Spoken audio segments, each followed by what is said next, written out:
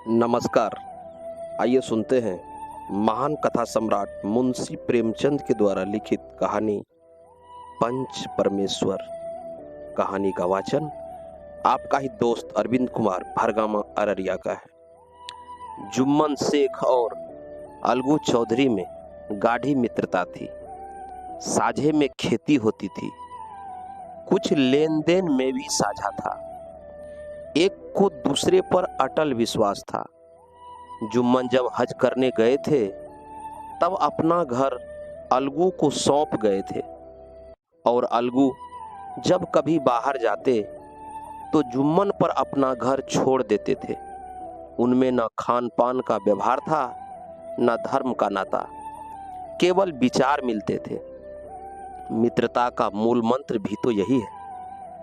इस मित्रता का जन्म उसी समय हुआ जब दोनों मित्र बालक ही थे और जुम्मन के पूज्य पिता जुमराती उन्हें शिक्षा प्रदान करते थे। अलगू ने गुरुजी की बहुत सेवा की थी, खूब प्याले धोए। उनका हुक्का एक क्षण के लिए भी विश्राम न लेने पाता था, क्योंकि प्रत्येक चिलम अलगू को आध घंटे तक किताबों से अलग कर देती थी। अलगू के पिता पुराने विचारों के मनुष्य थे। उन्हें शिक्षा की अपेक्षा गुरु की सेवा शुश्रूषा पर अधिक विश्वास था। वह कहते थे, विद्या पढ़ने से नहीं आती, जो कुछ होता है गुरु के आशीर्वाद से होता है। बस गुरु जी की कृपा दृष्टि चाहिए। अतएव यदि अलगू पर जुमराती शेख के आशीर्वाद अथवा सत्संग का कुछ फल न हुआ तो यह मानकर संतोष कर लेना कि विद्योपार्जन में मैंने यथाशक्ति कोई बात उठा नहीं रखी। विद्या उसके भाग ही में न थी तो कैसे आती। मगर जुमराती शेख स्वयं आशीर्वाद के कायल न थे। उन्हें अपने सोटे पर अधिक भरोसा था, और उसी सोटे के प्रताप से आज आसपास के गांवों में जुम्मन की पूजा होती थी। उनके लिखे हुए रेहननामे या बेनामे पर कचहरी का मुहरीर भी कदम न उठा सकता था। हल्के का डाकिया, कांस्टेबल और तहसील का चपरासी सब उनकी कृपा की आकांक्षा रखते थे। अतएव अलगू का मान उनके धन के कारण था, तो जुम्मन शेख अपनी अनमोल विद्या से ही सबके आदर पात्र बने थे। जुम्मन शेख की एक बूढ़ी खाला मौसी थी। उनके पास कुछ थोड़ी सी मिल्कियत थी, परंतु उसके निकट संबंधियों में कोई न था। जुम्मन ने लंबे चौड़े वादे करके वह मिल्कियत अपने नाम लिखवा ली थी।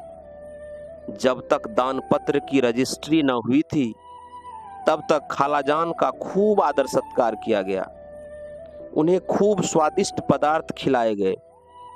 हलवे पुलाव की वर्षा सी की गई, पर रजिस्ट्री की मोहर ने इन खातिरदारियों पर भी मानो मोहर लगा दी। जुम्मन की पत्नी करीमन रोटियों के साथ कड़वी बातों के कुछ तेज तीखे सालन में देने लगी। जुम्मन शेख भी निठुर हो गए। अब बेचारी खालाजान को प्रायः नित्य ही ऐसी बातें सुननी पड़ती थी। बुढ़िया न जाने कब तक जिएगी, 2-3 बीघे उसर क्या दे दिया, मानो मोल ले लिया है। बघारी दाल के बिना रोटियां नहीं उतरती। जितना रुपया इसके पेट में झोंक चुके उतने से तो अब तक गांव मोल ले लेते। कुछ दिन खालाजान ने सुना और सहा, पर जब न सहा गया तब जुम्मन से शिकायत की। जुम्मन ने स्थानीय कर्मचारी गृह स्वामी के प्रबंध देना उचित न समझा। कुछ दिन तक और यूं ही रोध होकर काम चलता रहा। अंत में एक दिन खाला ने जुम्मन से कहा, बेटा, तुम्हारे साथ मेरा निर्वाह न होगा, तुम मुझे रुपए दे दिया करो, मैं अपना खाना पका लूंगी। जुम्मन ने धृष्टता के साथ उत्तर दिया, रुपए क्या यहाँ फलते हैं? खाला ने नम्रता से कहा, मुझे कुछ रूखा सूखा चाहिए भी कि नहीं? जुम्मन ने गंभीर स्वर से जवाब दिया, तो कोई यह थोड़ी ही समझा था कि तू मौत से लड़कर आई हो। खाला बिगड़ गई। उन्होंने पंचायत करने की धमकी दी। जुम्मन हंसे, ठीक उसी तरह जैसे कोई शिकारी हिरन को अपने जाल की तरफ आते देखकर मन ही मन हंसता है। वह बोले, हाँ हाँ जरूर पंचायत करो, फैसला हो जाए। मुझे भी यह रात दिन की खटखट पसंद नहीं। पंचायत में किसकी जीत होगी इस विषय में जुम्मन को कुछ भी संदेह न था। आसपास के गांव में ऐसा कौन था उसके अनुग्रहों का ऋणी न हो? ऐसा कौन था जो उसको शत्रु बनाने का साहस कर सके? किसमें इतना बल था जो उसका सामना कर सके? आसमान के फरिश्ते तो पंचायत करने आवेंगे ही नहीं। इसके बाद कई दिन तक बूढ़ी खाला हाथ में एक लकड़ी लिए आसपास के गांवों में दौड़ती रही। कमर झुककर कमान हो गई थी।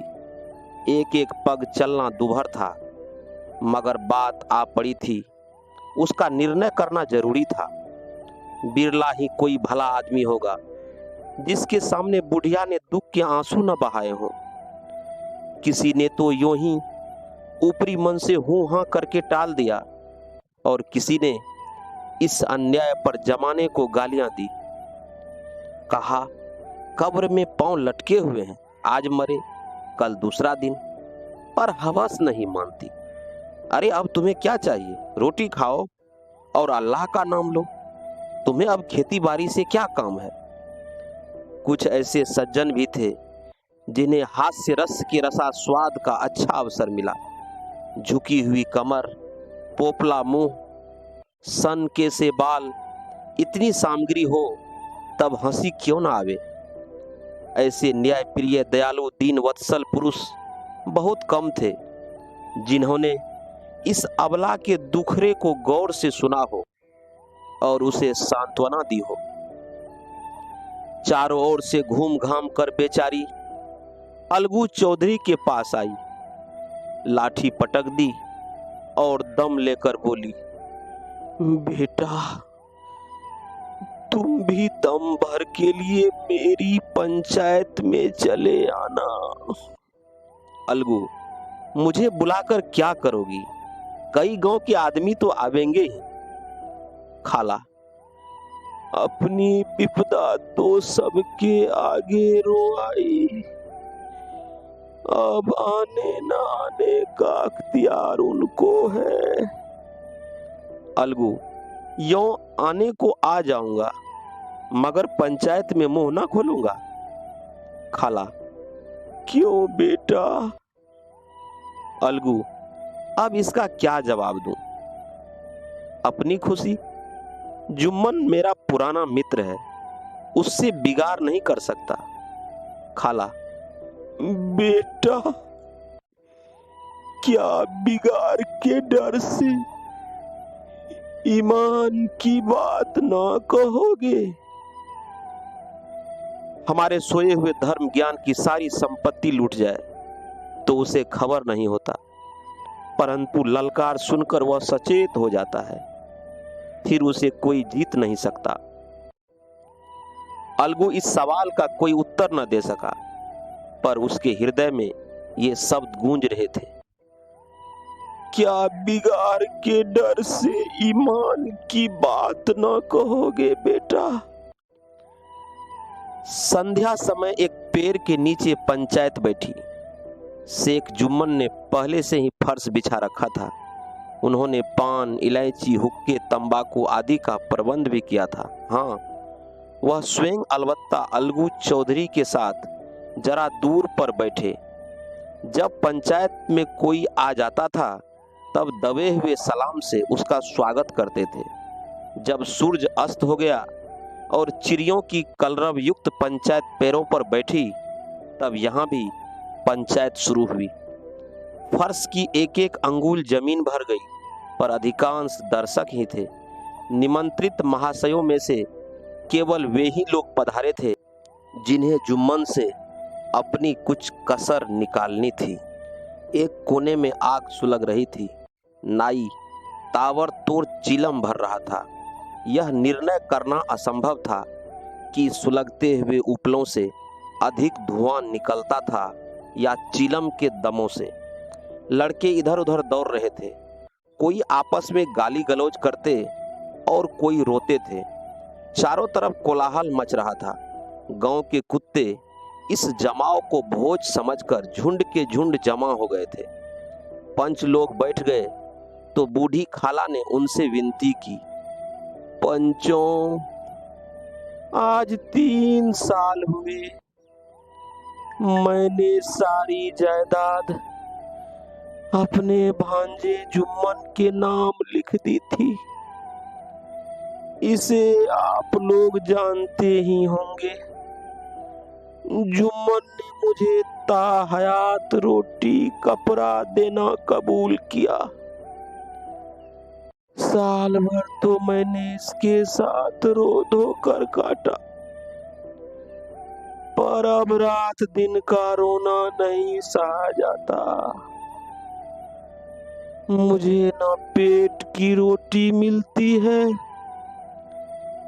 ना तन का कपड़ा। बेकस बेवा हूँ, कचहरी दरबार नहीं कर सकती। तुम्हारे सिवा और किसको अपना दुख सुनाऊं? तुम लोग जो राह निकाल दो, उसी राह पर चलूं। अगर मुझ में कोई ऐब देखो तो मेरे मुंह पर थप्पड़ मारो। जुम्मन में बुराई देखो तो उसे समझाओ, क्यों एक बेकस की आह लेता है। मैं पंचों का हुक्म सिर माथे पर चढ़ाऊंगी। रामधन मिश्र, जिनके कई आसामियों को जुम्मन ने अपने गांव में बसा लिया था, बोले, जुम्मन मियाँ, किसे पंच बदते हो? अभी से इसका निपटारा कर लो, फिर जो कुछ पंच कहेंगे वही मानना पड़ेगा। जुम्मन को इस समय सदस्यों में विशेषकर वे ही लोग दिख पड़े जिनसे किसी न किसी कारण उनका वैमनस्य था। जुम्मन बोले, पंचों का हुक्म अल्लाह का हुक्म है। खालाजान जिसे चाहे उसे बदे, मुझे कोई उज्र नहीं।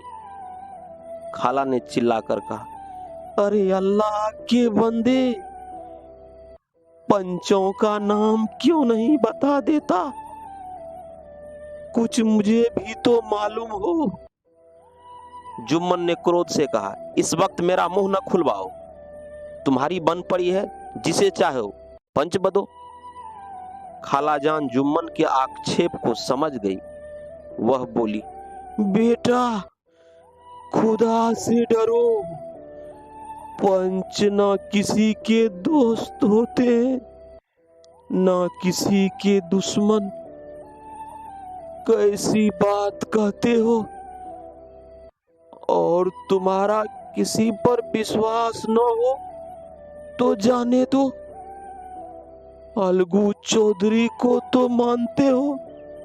लो, मैं उन्हीं को सरपंच बदती हूँ। जुम्मन शेख आनंद से फूल उठे, परंतु भावों को छिपाकर बोले, अलगू ही सही, मेरे लिए जैसे रामधन वैसे अलगू। अलगू इस झमेले में फंसना नहीं चाहते थे। वे कन्नी काटने लगे। बोले, खाला, तुम जानती हो कि मेरी जुम्मन से गाढ़ी दोस्ती है। खाला ने गंभीर स्वर में कहा, बेटा, दोस्ती के लिए कोई अपना ईमान नहीं बेचता। पंच के दिल में खुदा बसता है। पंचों के मुंह से जो बात निकलती है वह खुदा की तरफ से निकलती है। अलगू चौधरी सरपंच हुए। रामधन मिश्र और जुम्मन के दूसरे विरोधियों ने बुढ़िया को मन में बहुत कोसा। अलगू चौधरी बोले, शेख जुम्मन, हम और तुम पुराने दोस्त हैं। जब काम पड़ा तुमने हमारी मदद की है और हम भी जो कुछ बन पड़ा तुम्हारी सेवा करते रहे हैं। मगर इस समय तुम और बूढ़ी खाला दोनों हमारी निगाह में बराबर हो। तुमको पंचों से जो कुछ अर्ज करनी हो करो। जुम्मन को पूरा विश्वास था कि अब बाजी मेरे हाथ है। अलग यह सब दिखावे की बातें कर रहा है। अतएव शांत चित्त होकर बोले, पंचों, 3 साल हुए। खालाजान ने अपनी जायदाद मेरे नाम हिब्बा कर दी थी। मैंने उन्हें ताहयात खाना कपड़ा देना कबूल किया था। खुदा गवाह है, आज तक मैंने खालाजान को कोई तकलीफ नहीं दी। मैं उन्हें अपनी मां के समान समझता हूं। उनकी खिदमत करना मेरा फर्ज है। मगर औरतों में जरा अनबन रहती है, उसमें मेरा क्या बस है। खालाजान मुझसे माहवार खर्च अलग मांगती है। जायदाद जितनी है वह पंचों से छिपी नहीं है। उससे इतना मुनाफा नहीं होता है कि माहवार खर्च दे सकूं। इसके अलावा हिब्बा नामे में माहवार खर्च का कोई जिक्र नहीं तो मैं भूलकर भी इस झमेले में न पड़ता। बस मुझे यही कहना है। आइंदा पंचों का अख्तियार है, जो फैसला चाहे करे। अलगू चौधरी को हमेशा कचहरी से काम पड़ता था, अतएव वह पूरा कानूनी आदमी था। उसने जुम्मन से जिरह शुरू की। एक एक प्रश्न जुम्मन के हृदय पर हथौड़ी की चोट की तरह पड़ता था। रामधन मिश्र इस प्रश्नों पर मुग्ध हुए जाते थे। जुम्मन चकित थे कि अलगू को क्या हो गया है। अभी यह अलगू मेरे साथ बैठा हुआ था, कैसी कैसी बातें कर रहा था। इतनी ही देर में ऐसी काया पलट हो गई कि मेरी जड़ खोदने पर तुला हुआ है। न मालूम कब की कसर यह निकाल रहा है। क्या इतने दिनों की दोस्ती कुछ भी काम न आवेगी। जुम्मन शेख तो इसी संकल्प विकल्प में पड़े हुए थे कि इतने में अलगू ने फैसला सुनाया। जुम्मन शेख, पंचों ने इस मामले पर विचार किया। उन्हें यह नीति संगत मालूम होता है कि खालाजान को माहवार खर्च दिया जाए। हमारा विचार है कि खाला की जायदाद से इतना मुनाफा अवश्य होता है, माहवार खर्च दिया जा सके। बस यही हमारा फैसला है। अगर जुम्मन को खर्च देना मंजूर न हो तो हिब्बानामा रद्द समझा जाए। यह फैसला सुनते ही जुम्मन सन्नाटे में आ गए। जो अपना मित्र हो वह शत्रु का व्यवहार करे और गले पर छुरी फेरे, इसे समय के हेर फेर के सिवा और क्या कहें। जिस पर पूरा भरोसा था उसने समय पड़ने पर धोखा दिया। ऐसे ही अवसरों पर झूठे सच्चे मित्रों की परीक्षा की जाती है। यही कलयुग की दोस्ती है। अगर लोग ऐसे कपटी धोखेबाज न होते तो देश में आपत्ति का प्रकोप क्यों होता। यह हैजा, प्लेग आदि व्याधियां दुष्कर्मों के ही दंड हैं। मगर रामधन मिश्र और अन्य पंच अलगू चौधरी की इस नीति परायणता की प्रशंसा की। वे लोग कहते थे, इसका नाम पंचायत है। दूध का दूध और पानी का पानी कर दिया। दोस्ती की जगह है, किंतु धर्म का पालन करना मुख्य है। ऐसे ही सत्यवादियों के बल पर पृथ्वी ठहरी है, नहीं तो वह कब की रसातल को चली जाती। इस फैसले ने अलगू और जुम्मन की दोस्ती की जड़ हिला दी। अब वे साथ साथ बातें करते दिखाई नहीं देते थे। इतना पुराना मित्रता रूपी वृक्ष सत्य का एक झोंका भी न सह सका। सचमुच वह बालू की ही जमीन पर खड़ा था। उनमें अब शिष्टाचार का अधिक व्यवहार होने लगा। एक दूसरे की अवभगत ज्यादा करने लगे। वे मिलते जुलते थे, मगर उसी तरह जैसे तलवार से ढाल मिलती है। जुम्मन के चित्त में मित्र की कुटिलता आठों पहर खटका करती थी। उसे हर घड़ी यही चिंता रहती थी कि किसी तरह बदला लेने का अवसर मिले। अच्छे कामों की सिद्धि में बड़ी देर लगती है, पर बुरे कामों की सिद्धि में यह बात नहीं होती। जुम्मन को भी बदला लेने का अवसर जल्द ही मिल गया। पिछले साल अलगू चौधरी बटेसर से बैलों की एक बहुत अच्छी गोई मोल लाए थे। बैल पछाही जाति के सुंदर बड़े बड़े सींगों वाले थे। महीनों तक आसपास के गांव के लोग दर्शन करते रहे। देवयोग से जुम्मन की पंचायत के 1 महीने के बाद इस जोड़ी का एक बैल मर गया। जुम्मन ने दोस्तों से कहा, यह दगाबाजी की सजा है। इंसान सब्र भले ही कर जाए, पर खुदा नेक बद सब देखता है। अलगू को संदेह हुआ कि जुम्मन ने बैल को विष दिला दिया है। चौधराइन ने भी जुम्मन पर ही इस दुर्घटना का दोषारोपण किया। उसने कहा, जुम्मन ने कुछ कर करा दिया है। चौधराइन और करीमन में इस विषय पर एक दिन खूब वाद विवाद हुआ। दोनों देवियों ने शब्द बाहुल्य की नदी बहा दी। व्यंग, वक्त्योक्ति, अंत्योक्ति और उपमा आदि अलंकारों में बातें हुई। जुम्मन ने किसी तरह शांति स्थापित की। उन्होंने अपनी पत्नी को डांट डपट कर समझा दिया। वह उसे रणभूमि से हटा भी ले गए। उधर अलगू चौधरी ने समझाने बुझाने का काम अपने तर्कपूर्ण सोटों से किया। अब अकेला बैल किस काम का? उसका जोड़ बहुत ढूंढा गया, पर न मिला। निदान यह सलाह ठहरी कि इसे बेच डालना चाहिए। गांव में एक समझू साहू थे। वह इक्का गाड़ी हाँकते थे। गांव के गुड़ घी लादकर मंडी ले जाते, मंडी से तेल नमक भर लाते और गांवों में बेचते। इस बैल पर उनका मन लहराया। उन्होंने सोचा, यह बैल हाथ लगे तो दिन भर में बखेटके 3 खेप हो। आजकल तो एक ही खेप में लाले पड़े रहते हैं। बैल देखा, गाड़ी में दौड़ाया, बाल भौड़ी की पहचान कराई, मोल तोल किया और उसे लाकर द्वार पर बांध ही दिया। 1 महीने में दाम चुकाने का वादा ठहरा। चौधरी को भी गरज थी, घाटे की परवाह न की। समझू साहू ने नया बैल पाया तो लगे उसे रगेदने। वह दिन में 3-3, 4-4 खेपें करने लगे। न चारे की फिक्र थी न पानी की, बस खेपों से काम था। मंडी ले गए, वहां कुछ सूखा भूसा सामने डाल दिया। बेचारा जानवर अभी दम भी न लेने पाया था कि फिर जोत दिया।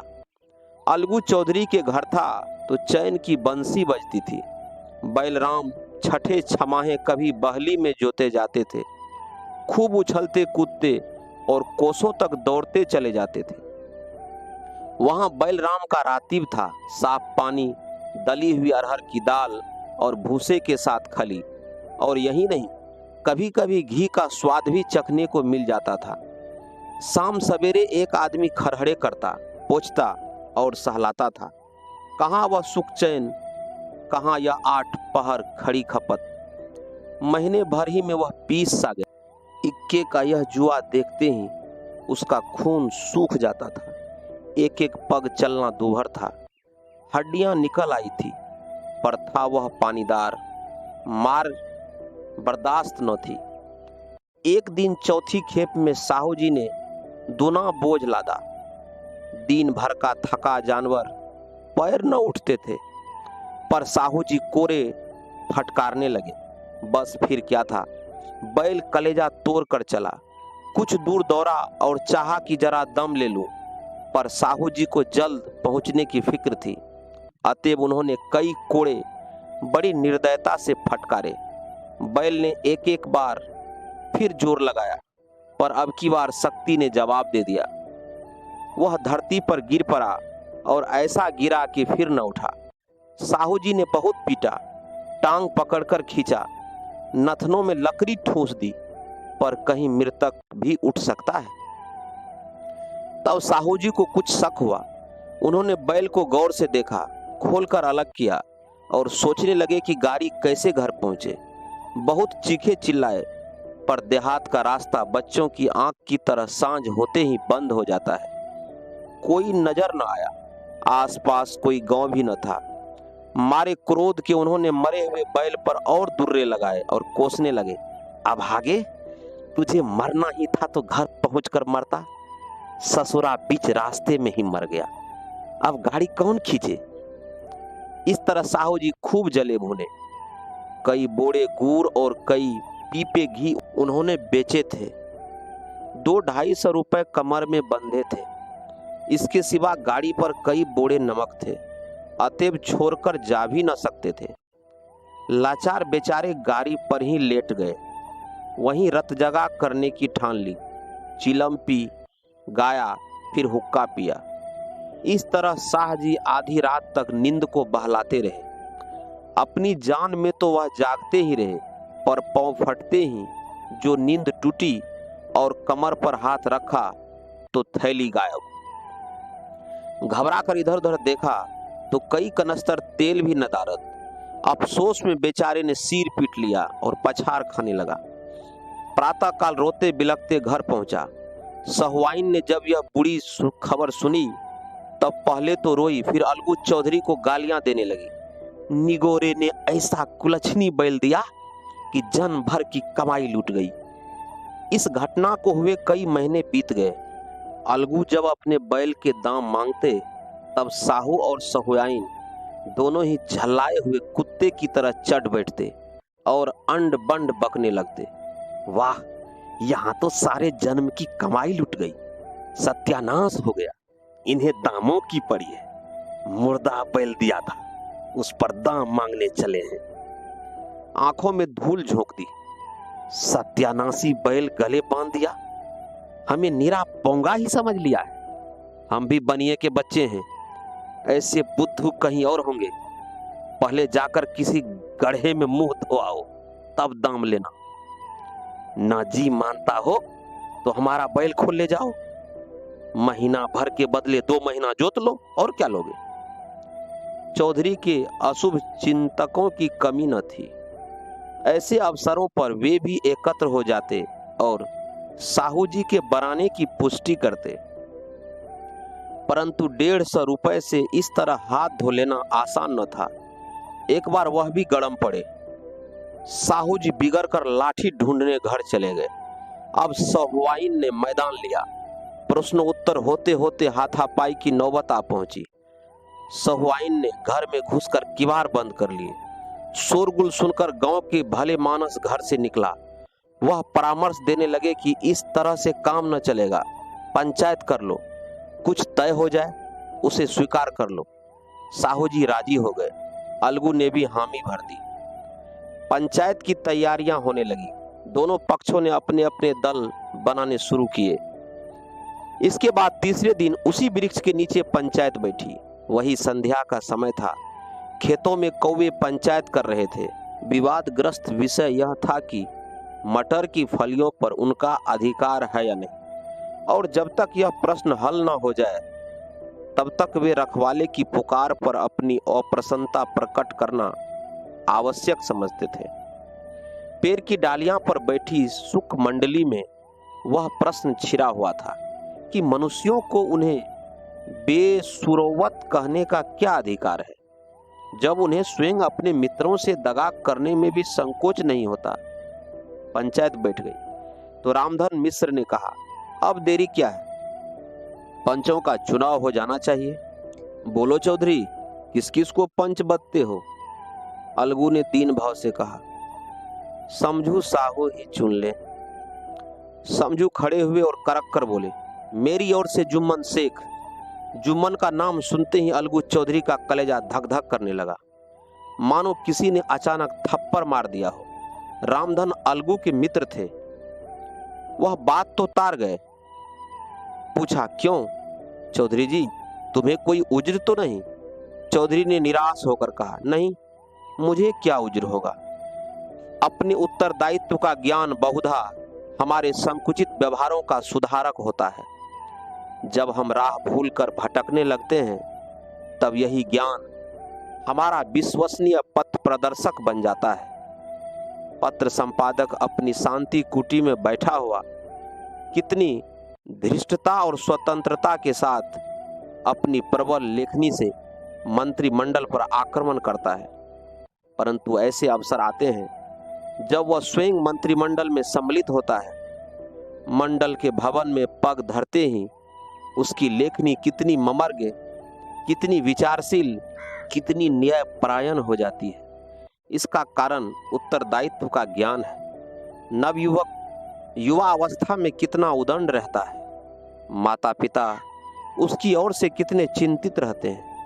वे उसे कुल कलंक समझते हैं, परंतु थोड़ी ही समय में परिवार का बोझ सिर पर पड़ते ही वह अव्यवस्थित चित्त उन्मत्त युवक कितना धैर्यशील, कितना शांत चित्त हो जाता है। यह भी उत्तरदायित्व के ज्ञान का फल है। जुम्मन शेख के मन में भी सरपंच का उच्च स्थान ग्रहण करते ही अपनी जिम्मेवारी का भाव पैदा हुआ। उसने सोचा, मैं इस वक्त न्याय और धर्म के सर्वोच्च आसन पर बैठा हूं। मेरे मुंह से इस समय जो कुछ निकलेगा वह देववाणी के सदृश है, और देववाणी में मेरे मनोविकारों का कदापि समावेश न होना चाहिए। मुझे सत्य से जौ भर भी टलना उचित नहीं। पंचों ने दोनों पक्षों से सवाल जवाब करने शुरू किए। बहुत देर तक दोनों दल अपने अपने पक्ष का समर्थन करते रहे। इस विषय में तो सब सहमत थे कि समझू को बैल का मूल्य देना चाहिए, परंतु वो महाशय इस कारण रियायत करना चाहते थे कि बैल के मर जाने से समझू को हानि हुई। उसके प्रतिकूल दो सब मूल्य के अतिरिक्त समझू को भी दंड देना चाहते थे, जिससे फिर किसी को पशुओं के साथ ऐसी निर्दयता करने का साहस न हो।